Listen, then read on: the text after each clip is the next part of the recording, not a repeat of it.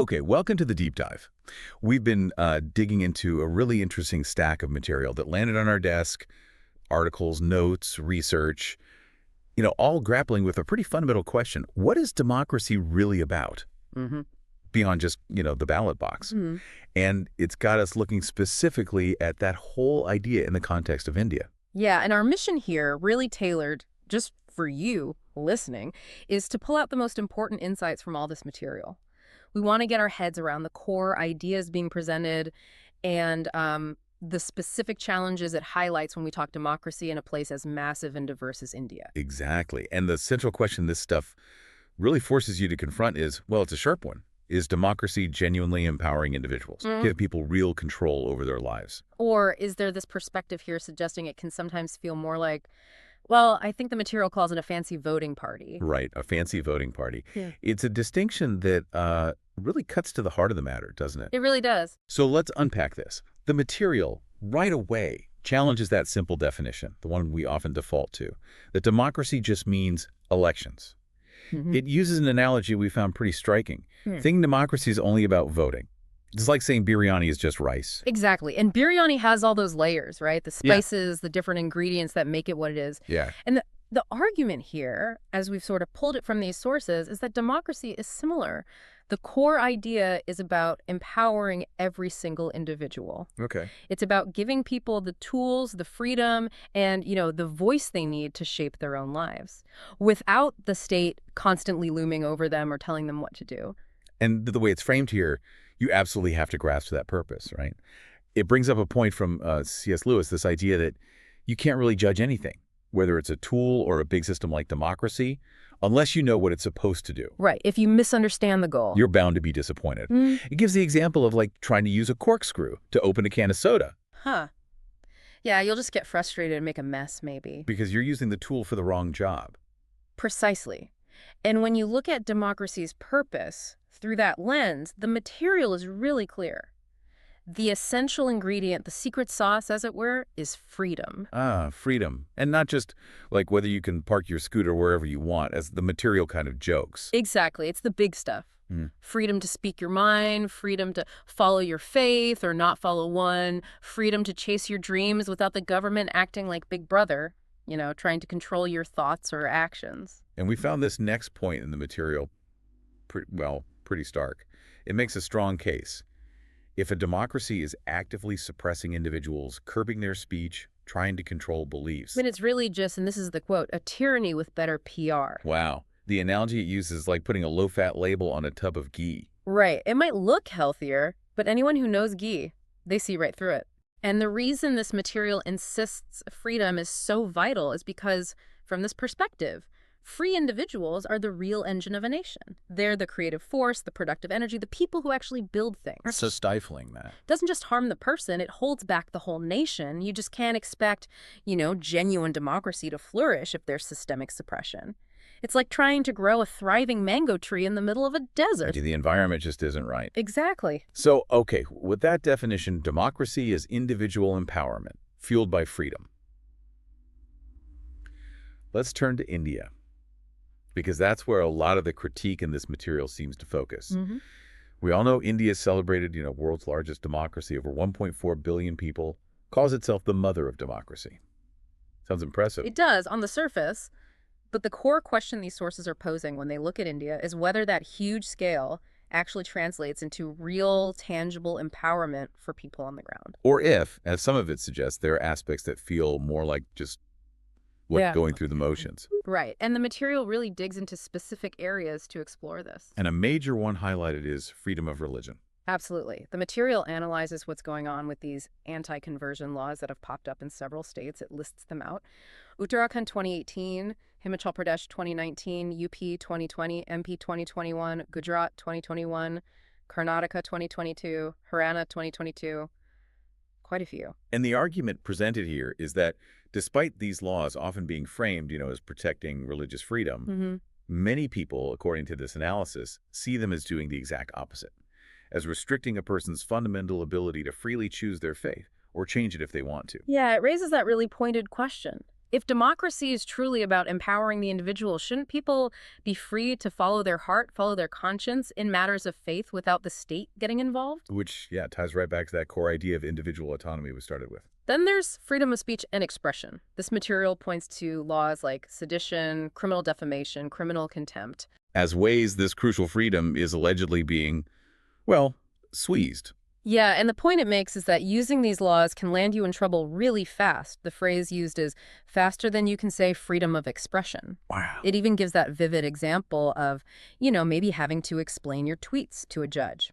And this material also brings up critiques from outside observers, referencing analyses, including from places like the Washington Post, Okay. which have apparently noted concerns like farm laws may be passed without enough debate or voting, and these really troubling reports about young women supposedly jailed just for editing open source documents. So these are points raised by observers looking in. Exactly, presented as observations from those watching the situation. And it seems it's not just religion and speech, right?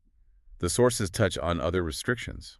They do. There's mention of the criminalization of peaceful protests. The laws allow for reasonable restrictions. But the argument here is that sometimes those restrictions can feel pretty unreasonable in practice. Right. And another note that stood out was about restrictions on movement within India itself. It cites examples in places like Manipur, parts of the Northeast, where apparently just moving around freely can be difficult, sometimes needing special permissions just to travel inside your own country.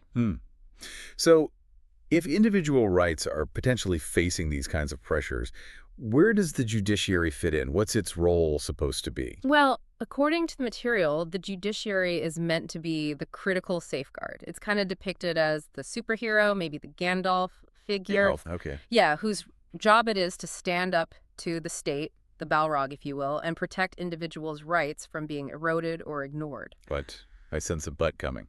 Well, the material also presents examples where, from its perspective, the judiciary hasn't always maybe fully played that Gandalf role. Moments where perhaps Gandalf forgot his staff at home. Okay, like when? It points to a pretty significant historical example. A Supreme Court ruling way back in the 1950s about cow slaughter. Now, the Constitution gives the right to practice any profession, right? But the court allowed restrictions on butchery because it was argued it offended certain community sentiments. This is cited in the material as a key precedent where individual rights were arguably overridden by sentiment. Interesting precedent. And it also mentions the Disturbed Areas Act in Gujarat, which is highlighted as restricting where certain communities can buy property or live, effectively limiting their constitutional right to settle freely anywhere in the country. So the material uses an analogy here too, right? Yeah, it's like the Constitution promises this amazing buffet of rights, but sometimes the state, or maybe interpretations of the law, only gives you like one item on the plate. Got it. This really brings out that fundamental tension the material talks about. Yeah. The state versus the individual. Yes, and there's a phrase used, a not-so-funny truth, which is that governments, maybe even democratic ones instinctively, tend to view individuals as a bit of a nuisance. A nuisance? Why? Well, we're independent, right? We have different opinions. We don't always conform easily. The state often prefers everyone to just follow the script, fall in line, makes things tidier, maybe. But the democratic ideal, the one we started with, flips that completely. It says the individual should be the star. Exactly. The individual is the focus. Yet the material presents examples where it argues the state seems to be taking center stage instead. That's just... The Unlawful Activities Prevention Act, the UAPA, is cited. This law allows someone to be designated a terrorist without needing a prior trial or conviction. The concern raised is that this can potentially just turn someone's life upside down based on a label alone before any court has ruled. And there was something about associations, too. NGOs. Right. The material mentions the right to form associations and how restrictions on NGOs, non-governmental organizations, through laws like the Foreign Contribution Regulation Act or FCRA, can come into play. Especially, it suggests, if those groups are seen as critical of the government. The analogy used for this one is like trying to run a marathon with your shoelaces tied together. Severely hindering your ability to actually function effectively. Precisely. All of this seems to feed into how the Constitution itself is viewed in this material. It's not just the laws, with the foundation. Yeah, it acknowledges the Constitution as this, beautiful document described as a love child of hope and ambition. It promises fundamental rights, freedom of speech, religion, movement, particularly Article 19, really core stuff. Yeah. But the perspective we found in these sources is that the inclusion of reasonable restrictions, provisions that were originally intended for things like public order, morality, national sovereignty. Okay. Necessary caveats, maybe. Perhaps. Yeah. But the argument is that over the years, these restrictions have allegedly been interpreted and used in ways that have chipped away at the core rights themselves, like a sculptor with a grudge. Wow, that's a strong image. It is, and the analogies used to describe these restrictions are quite vivid, too. They're sometimes so broad they feel like a net that just catches everything, leaving very little room for the actual rights to operate. So the rights look shiny on paper, as the material puts it. But can feel, in practice, like a mirage. You see them shimmering in the distance, but when you try to actually grasp them, they're not quite solid. Okay, so this whole domestic picture, as presented in the material, is then placed into a wider context, right? Global and regional. Right. It briefly touches on the global view, noting that, according to these sources, India's democracy is being watched, sometimes questioned internationally. It references analyses, like we mentioned from the Washington Post, and points to observations from indexes showing that drop in the democracy index ranking from 27th in 2015 down to 53rd in 2020. And what reasons do these analyses give? Well, reportedly, they cite things like the restrictions we've been discussing and also the perceived rise of majoritarian politics as factors contributing to this perceived shift or decline. And then zooming out just a bit to South Asia. Yeah, the material paints a picture of a region struggling with significant trust issues. Borders are characterized more like barbed wire and bad vibes than pathways for easy trade, cooperation, movement of people, ideas. And there was a statistic about trade. A really striking one from the World Bank mentioned in the material. Apparently, it's 20% cheaper for an Indian company to trade with Brazil than with a neighboring South Asian country. 20% cheaper to trade across the globe than next door. That says a lot about the barriers. It really does. Think about the economic potential just sitting there untapped because of these issues. And this is contrasted with other regions. Yeah, the material points to Europe. You know how former enemies like Germany and France managed to become partners in the EU, or the Asian countries in Southeast Asia finding ways to cooperate despite their own histories. So it feels like South Asia is lagging behind in that regional cooperation aspect based on this. That's the argument presented. It even includes that little anecdote about arguments over where the Buddha was born. Reminding us it's actually in Nepal. Right. Just as a small example of the kinds of disputes that seem to distract from bigger cooperative goals. And the core argument is clear. This kind of communalism, these divisions, they don't just create internal problems, they hold back entire nations and the whole region. Okay, so given all this analysis, the definition, the challenges in India, the regional context of what does the material suggest is the way forward, if the goal is truly empowering individuals. It does lay out some specific steps or maybe directions. One clear one is easing up on some of those restrictive laws. We talked about things like sedition, the anti-conversion laws. The underlying idea seems to be trust people more. Trust them to make their own choices, especially about deeply personal things like faith. And the judiciary's role. Absolutely crucial. The call is for a consistently strong, independent judiciary, one that really consistently stands up for the individual against potential state overreach, not just sometimes. That makes sense. Anything else? Yeah, there's a call for a fundamental shift in how we, the citizens, perceive the state. The suggestion is don't see the state as your boss. See it as your employee. Our employee. Interesting way to put it. Hired to serve us, protect our rights. And if that's the case, we should demand more transparency. It uses the example of that China foreign minister's visit, which was described as unannounced. The point being, in a healthy democracy, that kind of thing shouldn't really happen without the public knowing. We have a right to know what our employee is doing. Right. Accountability. Exactly. And finally, there's this call to dream bigger, specifically for South Asia, to start imagining a region where people, goods, ideas can flow freely across borders, moving beyond the current focus on disputes on maybe perceived bullying of smaller neighbors. Like the EU or Asian models? Precisely. It even raises the bold idea of exploring something like a South Asian Union, drawing those parallels to the cooperation seen elsewhere. A really ambitious thought.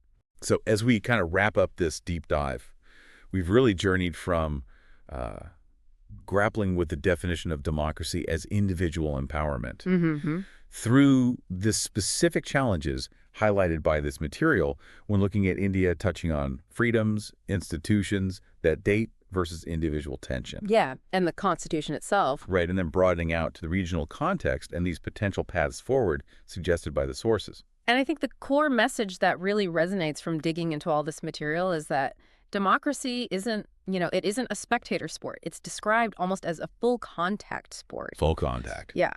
And you, listening right now, you're absolutely a player.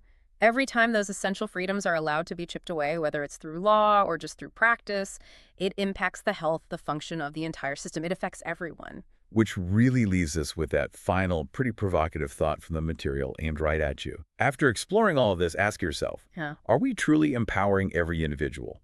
Or are we, maybe in some ways, just throwing a really big voting party? It's a question that really forces you to think beyond the headlines, doesn't it? To consider the practical reality, the lived experience of democratic ideals on the ground. Definitely something worth mulling over. Yeah. And perhaps, a reason to keep exploring these nuances yourself, to engage with these ideas, maybe even, as the material touches on, to assert the rights that are supposed to be there, or simply to participate actively, including through something as fundamental as voting. Food for thought.